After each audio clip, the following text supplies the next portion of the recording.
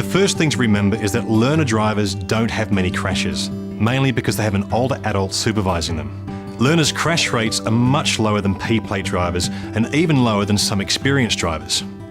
You're unlikely to be involved in a serious crash with a learner. I was very proud. First time I saw those L plates on the car. That first ride, I was a bit jumpy. Then I realised you're actually pretty safe because you've got two sets of eyes on the road. Once learners get their probationary licence and become solo drivers, that's where they hit trouble.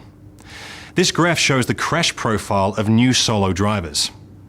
P-plate drivers start out at the top with a much higher risk of crashing, but they learn quickly. After 12 months on the road, the crash rate is lowered by almost half.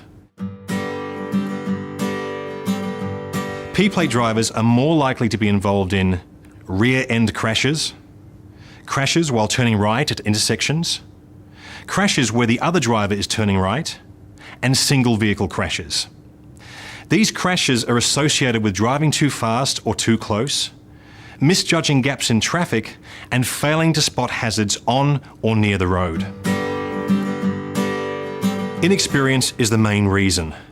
New drivers haven't had time to develop the mental abilities they need for safe driving. Well, I reckon immaturity has a lot to do with it. I mean, these P-platers, they're still kids, and when you're young, you take risks. You think you're invincible until something happens. Finally, there are issues that affect all drivers. Speeding, fatigue, distraction, not wearing seatbelts, and alcohol and drugs. They're potential killers for everyone, but young drivers are especially at risk. Victoria has a long learner period, at least 2 years if the learner gets their permit at 16. This helps reduce the risk. The minimum 120-hour requirement also helps learners to gain experience in a variety of conditions, including at night. This also helps reduce the risk. I work long hours and my wife doesn't drive, so it can be very hard to find the time. It'd be very easy to say, not today, I'm busy, but you have to be disciplined to find the time to clock up the practice hours. We've decided not to take the test until she's absolutely 100% ready, because we want her to be safe. A long learner period is an effective way to reduce crash risk.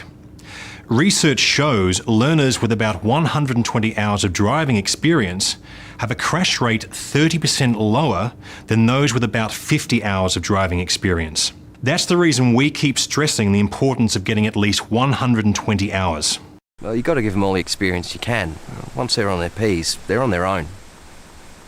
Well, we took Tim out in all the conditions we could when he was ready. Wet, dry, daytime, nighttime, country roads, highways, the lot. We even made a couple of special trips to the city. Every bit counts. Research shows that when parents are involved in helping their learner get lots of practice, compared to those who only get lessons, then that's what makes a big difference to their safety. So parents have a key role to play in reducing crash risk. When I was learning, I practiced in lots of different places. I made a few little mistakes, but, you know, it was okay because there was someone else in the car. I guess it's like your mum and dad are a safety net, if that makes sense. Remember these key points. Learner drivers have very few crashes. P-plate drivers have higher crash rates, especially during their first year, but parents can help reduce the risk by extending the learner period. Research shows at least 120 hours of experience as a learner makes for a much safer driver.